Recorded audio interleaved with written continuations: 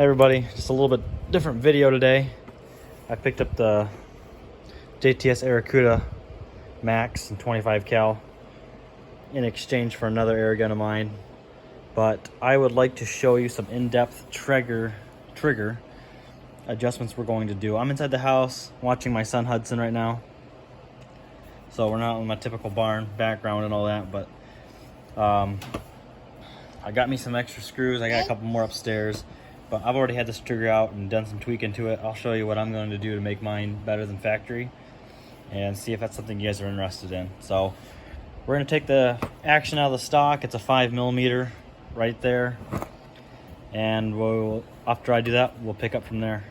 All right, so we got the action out of the stock. Beautiful color. Wood as well. It's a 3mm. To remove the trigger out of the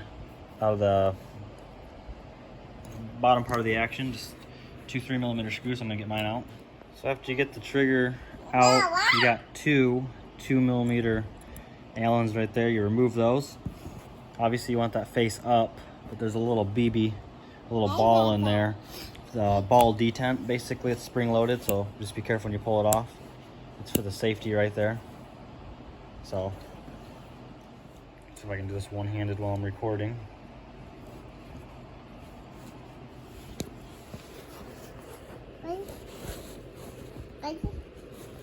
Wipe that plate off nice and gently.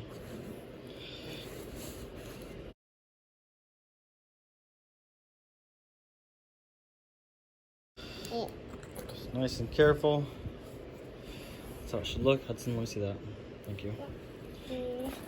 So here's the inside of that trigger. I see that BB just fell out. Not a big deal. Tip it upside down and drop it out.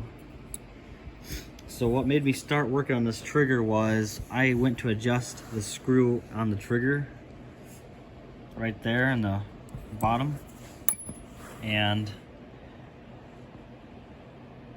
it went all the way through the trigger and fell out in between there, so my gun would not cock. So I had to take the thing apart just to put that screw back in. Well, all that screw does is when this thing is cocked back like that, it takes the I guess it's like the preload almost. It's not really preload, but it's the slack. It takes the slop out of the trigger almost. So you got that creep right there until it hits that. Then you just push forward on it and that drops the sear. So I got a longer screw from work, and we're gonna unthread that one out and thread the new one in. We're gonna bring it right up to the bottom of that sear engagement or whatever that's called.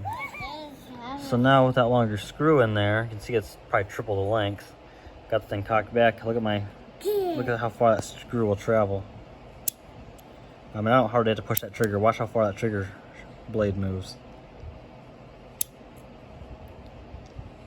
And of course you can add a little more tension to it and just keep on screwing it till the thing just about barely hangs on, but then you start to risk safety. If you drop the gun, it might go off.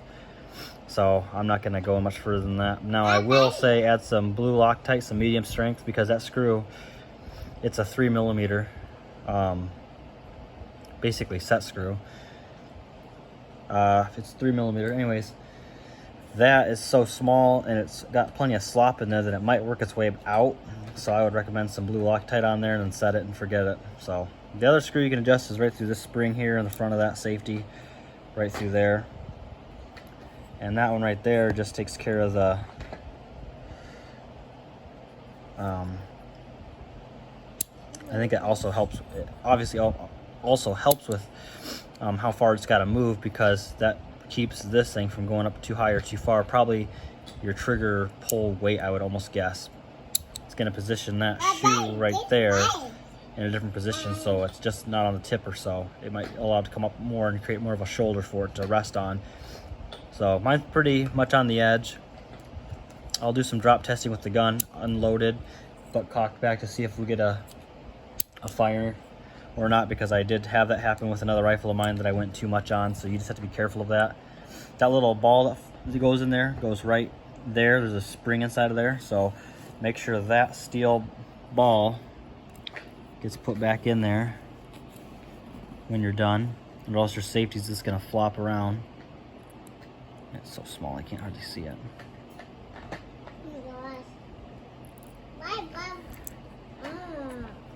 Oh, there goes that. Spring fell out.